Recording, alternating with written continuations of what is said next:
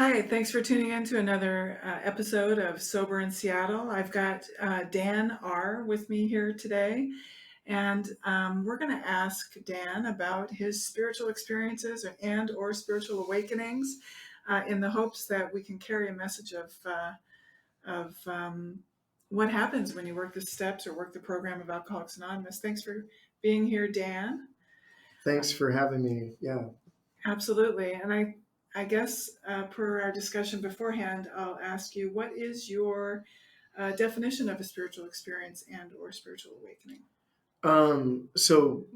All of my experience is just grounded in either being sponsored by or sponsoring men in Alcoholics Anonymous. And so when we first read the appendix to this spiritual experience, my sort of immediate takeaway was that an awakening was slow, and an experience was sudden, and sort of like the slow burn and the lightning strike. And how I've kind of experienced them for my own sobriety is it's just really how fast do I pull my head out of my ass.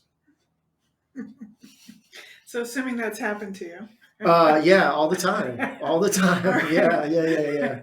So, For sure. all right. Yeah. So, tell me It about was the not a first. thing for me. It's an ongoing process for Okay. sure. Yeah. So, tell me about the first time. So I wouldn't have. I think the first time it happened, I certainly wasn't aware of it, and I didn't even really think much of it.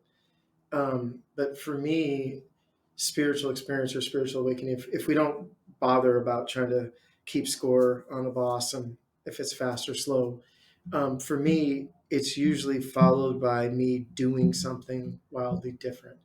And so when I walked off the construction job, even before I was done drinking, that was probably the first time. It's the only job I've ever quit in my entire life, and I walked out like 10 minutes back into shift after lunch. And but the reason why I did is I just had this. I didn't think of it as a moment of clarity. I didn't think it was an epiphany or anything like that. I just was there, and I just absolutely knew in every core of my being, if I didn't walk off that job site at that point in time, it was only going to get way, way worse. And things had gotten bad, and I would end up in my first AA meeting approximately 45 days later. Yeah. So. All right. And I say different, so like the clarity or the whatever happened, but then it's followed by action that's different. Mhm. Um, Did you go to treatment then at that point? no. So what had happened at that point, I had failed. Breathalyzer, passed a field sobriety test, but failed a breathalyzer on December 1st. Earlier, about 90 days or so earlier. And so I was in the process of figuring out if I was going to go deferred prosecution or try to fight the DWE. And but it was looking like I was going to go deferred. But if I was going to do deferred, I was going to have to stop doing all the stuff that I've been doing, and certainly living at least a life that wasn't going to lead to trouble. And that job was the center of, or one ring out from the center of a lot of trouble. Yeah. And a lot of stuff that was obviously not indicated to do anymore. Mhm. Yeah. Mhm. Okay, so when was the first time you actually pulled your head out of your ass, as it were, and realized that, wow, this is amazing? So the awakening was probably just working with the sponsor in general, and so I certainly didn't grasp them as they were happening, but I could go back and say, the first night I talked to my sponsor and all that other stuff, but I was oblivious to what was going on. But I will say that the first inventory that I wrote and the first fifth step that I did, I intentionally, consciously withheld two or three, I forget exactly how to think about it, but a couple chunks of stuff that I just didn't want to put down on paper. And I knew there's been other stuff that has come up after I've wrote many inventories of my sobriety. There's plenty of stuff that comes up after that wasn't aware of. That I'll give myself a free pass on because I didn't. But this came and I didn't put it down on paper. And so I met with my sponsor and we did the deal. We did it, all the other stuff. And it's too long ago for me to really, I don't want to be as honest as I can in this for obvious reasons.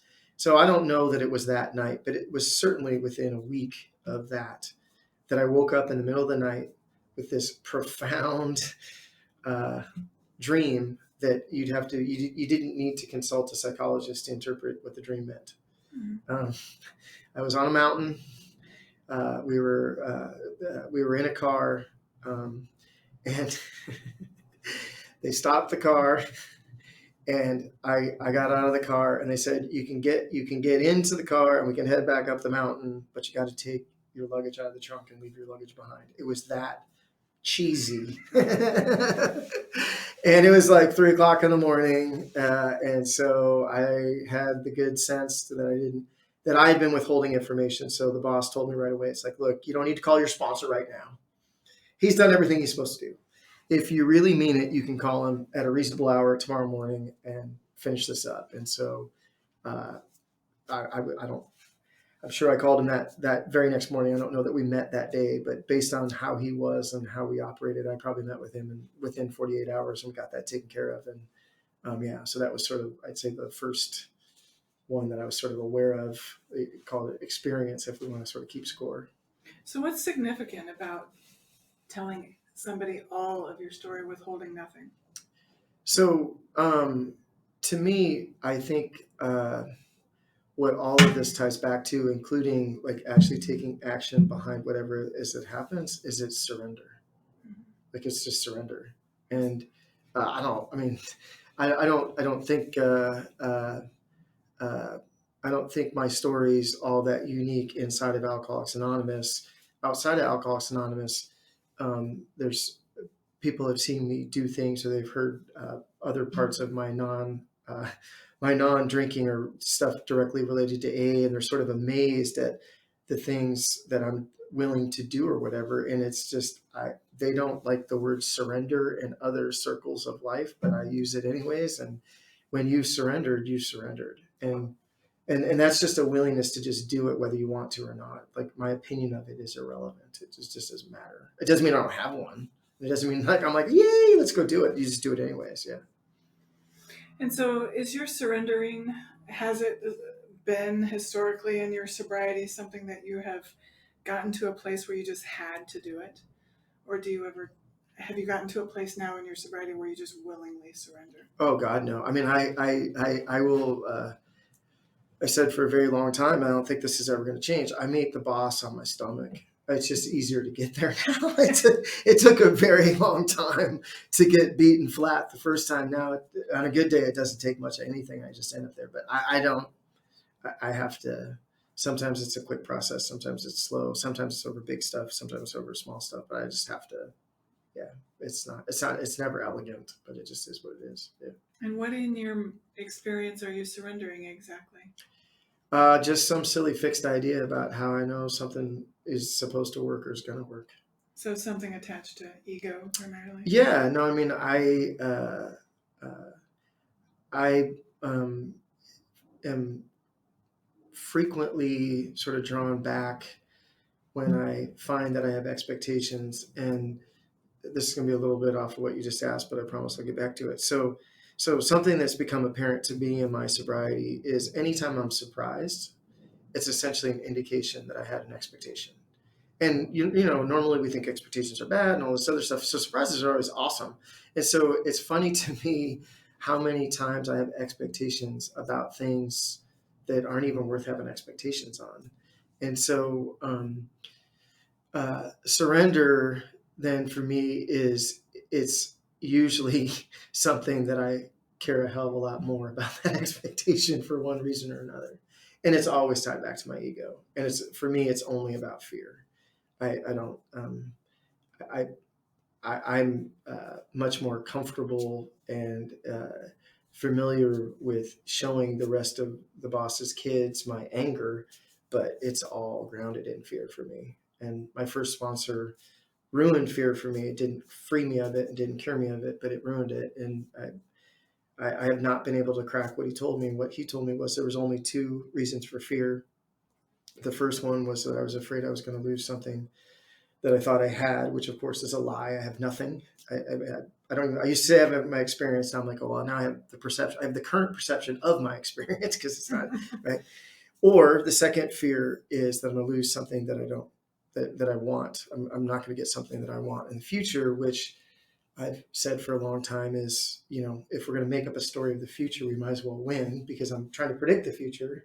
If I'm afraid I'm going to lose, I'm not going to get something that I want. Well, gee, Dan, you're making up a story. How about we make up a story where you win? And so I try not to do it, period. But if I do, I win every time for sure. I'm not going to do a story in the future where I lose. So, but I rub elbows with a lot of people who like to do stories in the future where they get their teeth kicked in. Yeah, I won't do it. Yeah, it just is. I mean, I might do it for a split second or two, but the second that it's aware, it's yeah, yeah. I'm more guilty of the delusions of grandeur. I'm not cured of not living in the future, but it's always, we're winning at everything for sure. But I do think it's better to not do both. But given the choice, I think winning is substantially better than losing if we're going to make stuff up. Yeah. So clearly, you've had a spiritual awakening and spiritual experiences, and so how do you maintain your right? They talk about how the maintenance of a spiritual condition. How do you maintain your spiritual condition? So I've done work with all sorts of different, everything from counselors to coaches, performance coaches outside of AA. And um, uh, one of the sort of lessons that gets relearned every single time I get additional help is the habit that was ingrained in attempting to work the 12 steps to the best of my ability is, in fact, what is my spiritual condition. And I've gone through really, really, really long streaks of doing it almost perfectly, even though I will be one of the first people to say that the mistakes are built into the process. If we're supposed to do this perfectly, we would need 11 and 12. Arguably, we would just do 9 and be done, right? You wouldn't even need 10 if you could do it perfectly. So I'm not saying I do it perfectly, but I've gone really long periods of time where I've done daily constructive review and meditated and all that other stuff. And and on a pretty good streak at the moment, based on some guys I started running with. My ego has me meditating better every morning. Um, but more importantly, working 10 to the best of my ability, and I just have an ongoing. I mean, I guess it does stop at times because I'm not just constantly talking to the boss, but like I just don't really ever start or stop talking to the boss. So let's talk about that a little bit. What is your step? Do you do a formal step 10 process at night? Like it talks about. Well, 11 technically. Yeah. Okay. So 10 would be talking to the boss all day, right? And then 11 is so what I do before I do it when I'm sort of done for the day, not when I'm getting ready for bed. Because by the time I get ready for bed, it's over. Like I'm not going to do anything. So when I'm when I'm done for the day, I run through the laundry list of just what is on my head, heart, and hands from today. Like, and frequently there's nothing. And that doesn't mean I live perfectly, it just means it's not there. Mm-hmm. And I've come to the place where I'm not going to just go searching fearlessly for it every day. I'm going to trust that my higher power is going to put it in front of me when I need to. What I get way more out of personally is in the morning meditation.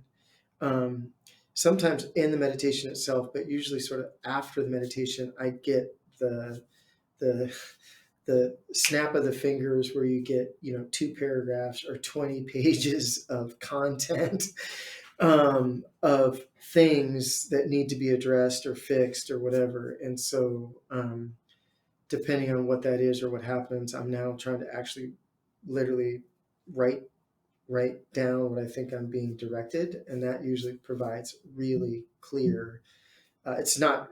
It's a process to get there, but fighting for that word, what I think my higher power is trying to tell me might take 2 or 3 weeks to get a paragraph or two out of what it is. But there's a super clear direction for me to be a better person on a daily basis in that. And then that fixes my work relationships and my family relationships and all that other stuff. It's not. So where did you get that idea about the writing, listening and then writing? It just became indicated. Yeah. So I'm sure.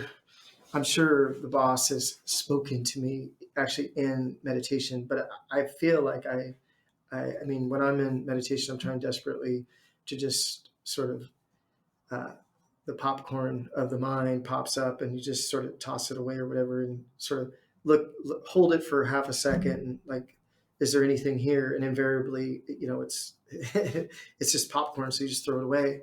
I guess every once in a blue moon, I'm sure the boss has spoken to me, but what usually happens, or what is much more regular, is some other time, and terrifyingly, a coworker and I talk about shower thoughts. It's almost a 20-year thing that we talk about, but frequently in the shower or some other place, I get that snapshot of 2 paragraphs or 20 pages of whatever. And so, depending on when that comes, then after meditation, it's try to crystallize what that is. I was just asking because I was listening to another podcast and they talk about two-way prayer. Have you heard about that? I think this must be a thing because I was sharing this with somebody else, and they mentioned the 2-way prayer thing too. So I don't. Yeah. That's actually a. I'll be happy to give them credit. I'm not opposed to it. That's what I was wondering. Is if you stumble upon. Yeah. I don't know exactly what it is, but It's yeah, sounds actually, good. Yeah. Well, it sounds like it's something that came naturally, or that The boss made it so. Yeah. Exactly. Yeah. But it's something that the Oxford groups actually practiced, Mm-hmm. and that's where that familiar with that 24-hour-a-day book, that little black 24-hour-a-day book. That was 2 women and their two-way prayer. Mm-hmm. That's how that book manifested. Wow. Which is just fascinating. Yeah. Tidbit of information. Yeah. But anyway. Well, and I mean, I think probably if I was going to really try to source it out, is there was a lot of people from a lot of different facets, and none of them. Not that AA is a big part of what I do, but it wasn't AA related in any way, shape, or form. It was just journaling, and then one that I heard. I had already sort of started doing this before it happened, but this really sort of ruined it for me and sunk the nail in the rest of the way. Was I heard a guy say something to the effect. He said he's gonna. I'm sure I'm not going to get it as good as he did. He absolutely crushed it, though. He's like, "Yeah, no, I would encourage you to journal every day, and it's the sort of thing that everyone says is worthless." He said, "But if you have the courage to do it for 30 days in a row, you'll never stop doing it." And I have found some. I mean, I was already in that, but it was a larger group that he made the comment in, and a bunch of people were definitely sort of poo-pooing the idea of journaling, and I had already not been completely converted on it, but I was like, yeah, it'll ruin it for you. I mean, it will ruin it will ruin a lot of things. Yeah, it'll ruin a lot of things. So tell me about your journaling. Do you word process or do you handwrite? So I've actually gotten to the place where I am typing. I've never consistently done any handwriting. I've done lots of it, but not consistently. And I type really, really slow. And that's one of the reasons why I was trying to do the handwriting, because I could do like bullet points and stuff like that or whatever. And I've actually found, and this is not like, I literally probably type like 28 words a minute. I mean, I've been working on computers my whole life in sobriety, but I never took a typing class. But because I think it's actually better for me to do that, because I have it slows me down even more to focus, right? So it's several iterations sometimes to even get a sentence, because of the first one through is awful, right? And then I sort of get it to where the grammar's somewhat okay, but then the words not. I mean, so it ends up actually being better, I think. So you do different drafts of your journal entries. Oh yeah, no, I mean, I worked on one for probably a month, maybe. Yeah. Interesting. Yeah. I don't know that it's worth So that. it's just a free Yeah, flow. well, no. This is, I'm going after and trying to capture. Sure. So what my experience is, and either people will resonate with this, or the people that I've told this to just thought I was totally crazy and were gentle with me. But so I'm assuming this is how it is for everybody. But I mean, obviously, I don't know. But literally, like in that split second, I have the knowing of 20 pages of text in my heart, but that doesn't mean I could spit it back. So then what I'm trying to do, and I don't know that it's actually 20 words, but or 20, it's whatever it is.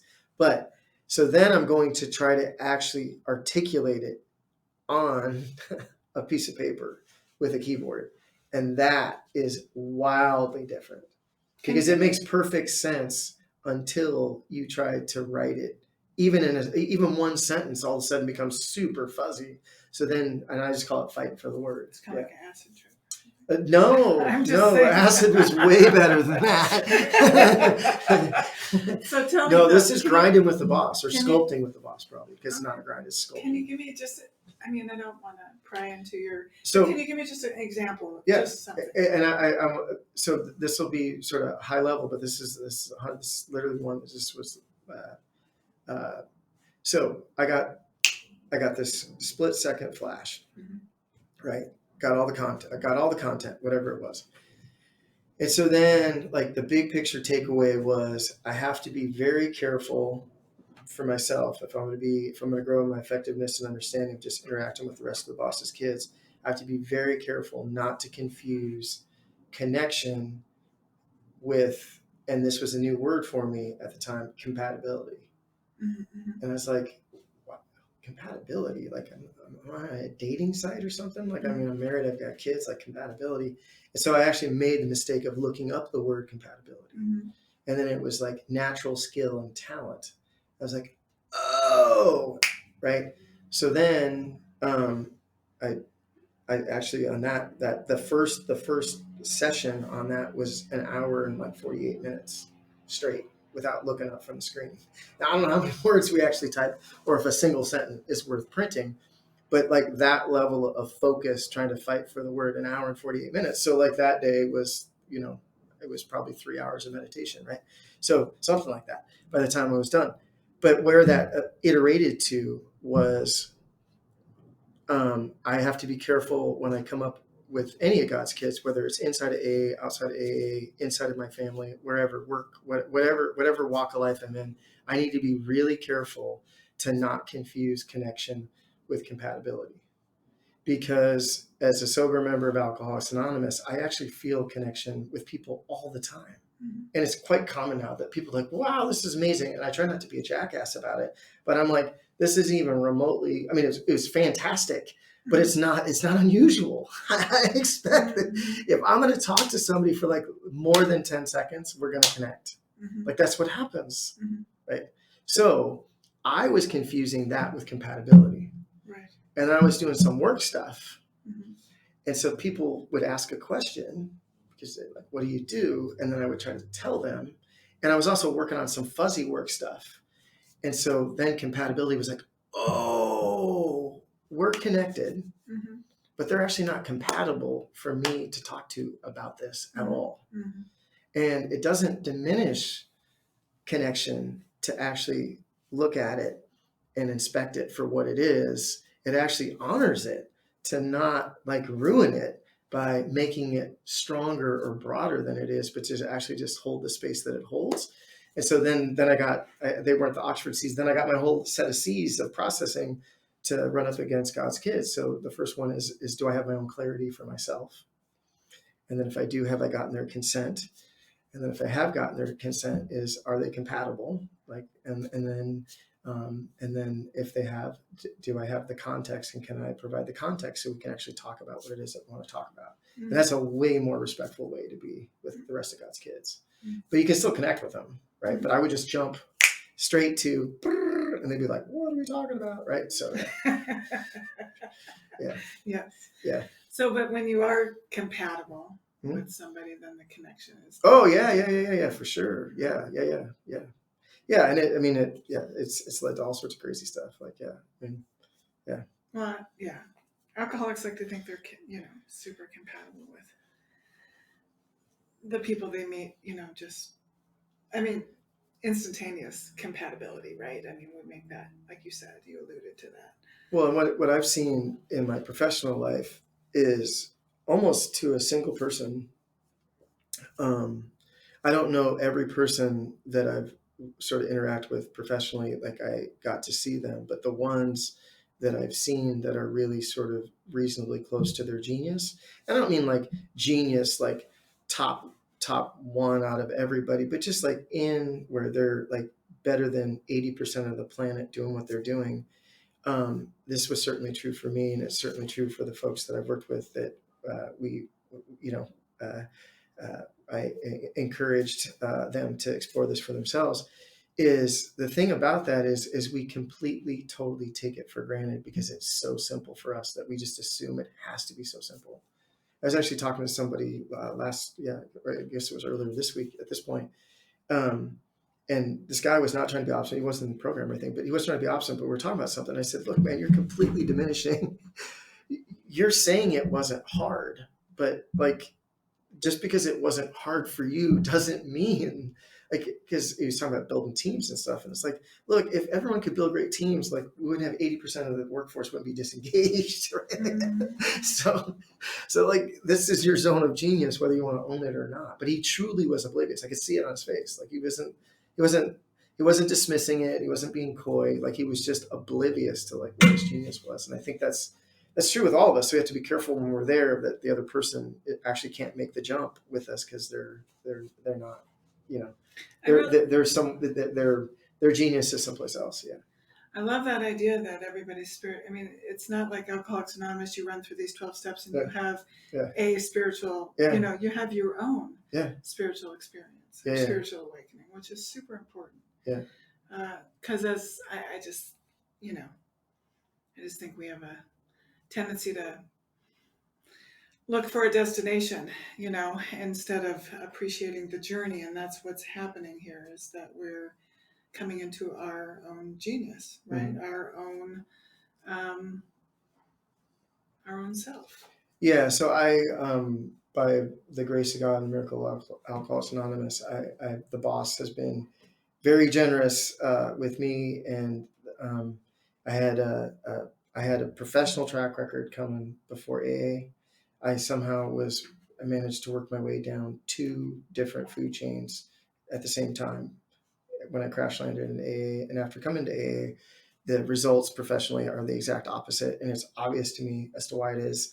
I think it's funny as hell because there's people that that want to attribute it to me, and like I know it's just applying the principles of Alcoholics Anonymous because I've intentionally applied the principles of Alcoholics Anonymous in my job and all my work fairs, and so the reason why I say that is that um, I've done in what I've been asked to do professionally has led me to fight for the word and other things before, and so I have not come to these conclusions lightly. They might be wrong, but they're at least they've at least been processed. I can't claim that I haven't processed them, and so I'm absolutely of the opinion that there are no special snowflakes at all. There's just none. There's zero. Like we're way all exactly the same.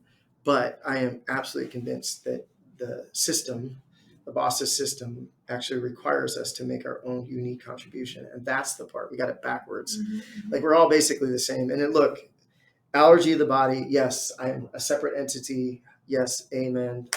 Guilty as charged. But as humans, we're basically all special snowflakes. There are no special snowflakes. But what we can do, and I think, uh, uh, what I've been called to do as a member of Alcoholics Anonymous is if I grow in my effectiveness and understanding, I'm going to make my own special contribution. And I think it's available for everybody, and it definitely beats working. Yeah. Yeah, for sure. Well, that's great. Well, this has been a great first episode as far as talking about spiritual experiences. I'm hoping to get more and more people to come in and share their experience, but I appreciate you being the first one, Dan. Yeah, can I put in one plug? Please do. So this was the plug I would put in because so I called my sponsor shortly in the first couple of days of my first job in sobriety, and it was it was just a total straight minimum wage job, and technically it was above minimum wage, but below what minimum wage is now, but entry level job. And I said to him, he asked me about the job, and I said, they're going to pay me to practice these principles that you want me to learn. And he said to me, Dan, if you're able to do that, you'll never work another day in your life. And so I just, from that point forward, I just said, work is going to be the place where I get paid to practice Alcoholics Anonymous. And there's some coworkers out there that just go, the dude must have been drinking the whole time because he was an asshole, because I'd fallen short. But it is an incredible place to practice at. And I think what I see most people do, it's like they try to be good inside of AA and then they just like ditch it all when they go. And I would actually say, if you're going to do that, you're way better off to do the opposite. Try to be the best AA member you can everywhere else. We'll actually forgive the hell out of you inside of AA. The rest of the world is not going to be nearly as forgiving. They're just going to think you're an asshole. Right? Like, if we think you're an asshole in AA, we let you come back. They let me come back. I mean, it's backwards. It really is. It really is. So that's my plug. I like that anecdote. Thank you. Yeah. Well, thanks, Dan. Thank you.